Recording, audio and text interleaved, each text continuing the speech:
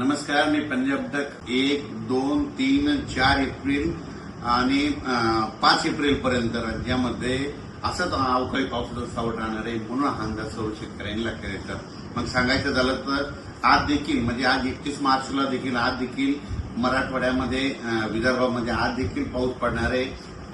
तिकडे उत्तर महाराष्ट्राकडे देखील असणार आहे म्हणून हा अंदाज लक्षात द्यायचा. त्याच्यानंतर आणखीन खरा जास्त पाऊस तुम्हाला एक सांगू इच्छितो.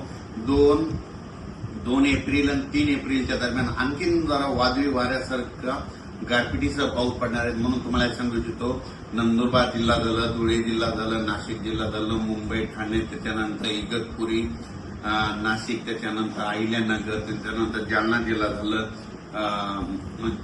जिल्हा झालं, संभाजीनगर झालं, जळगाव जिल्हा झालं, धुळे, नंदुरबार, जळगाव, बुलढाणा जिल्हा, अकोला जिल्हा, अमरावती, वर्धा, नागपूर, भंडारा, गोंदिया, चंद्रपूर, यवतमाळ, वाशिम, हिंगोली, नांदेड, परभणी, लातूर, जालना, बीड, धाराशिव,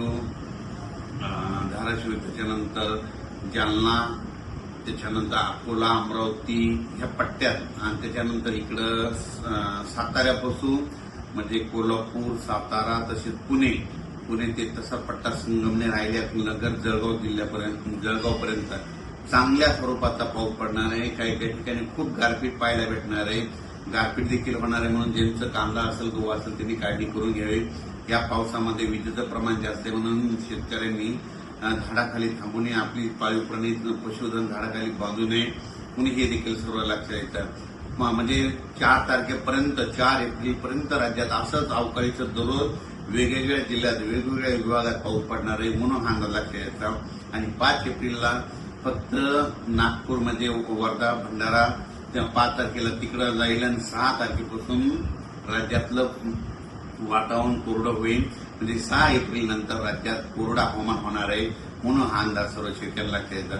पण आणखीन पण 31, 1, 2, 3, 4 तारखेपर्यंत 5 दिवस पावसाळ्यासारखा पाऊस पडणार आहे. खूप ठिकाणी गारपीट होणार आहे. काही जणांना म्हणजे आतापर्यंत गारपीट ज्या भागात झाल्या तिथं देखील गारपीट पाहायला भेटणार आहे म्हणून हे अंदाज सर्व शेतकऱ्यांना लक्षात येतात. खास करून शेतकऱ्याला सांगू इच्छितो जे कांद्याचा पट्टा आहे म्हणजे साताऱ्यापासून ते असा बारामती, पुणे म्हणजे जवळपास 150 गाव आहेत. तर पुणे असा कोकणपट्टी, त्याच्यानंतर अहिल्यानगर, बीड जिल्हा, संभाजीनगर, इकडे नाशिक, जळगाव ह्या पट्ट्यामध्ये जरा जास्त गारपीट होणार आहे म्हणून हा अंदाज त्या कांद्याच्या शेतकऱ्यांना लक्षात येताना आपण आपले कांदे असतात तर काढून झाकून ठेवायचे म्हणून हे देखील त्या शेतकऱ्यांना लक्षात येतं. मराठवाड्यात देखील गारपीट होणार आहे. मराठवाड्यात देखील काय होणार आहे, परभणी जिल्ह्यात इकडे पालम तालुक्यामध्ये, इकडे नांदेड भागामध्ये होणार आहे, इकडे जिंतूरकडं वालोर जिंतूर परिसरामध्ये होणार ही देखील मराठवाड्यातल्या परभणी जिल्ह्यातल्या शेतकऱ्यांना अंदाज लक्षात येतात. त्याच्यानंतर लातूर जिल्ह्यात देखील काही ठिकाणी गारपीट होणार आहे म्हणून ही देखील लातूर जिल्ह्यातल्या शेतकऱ्यांना अंदाज लक्षात येतात.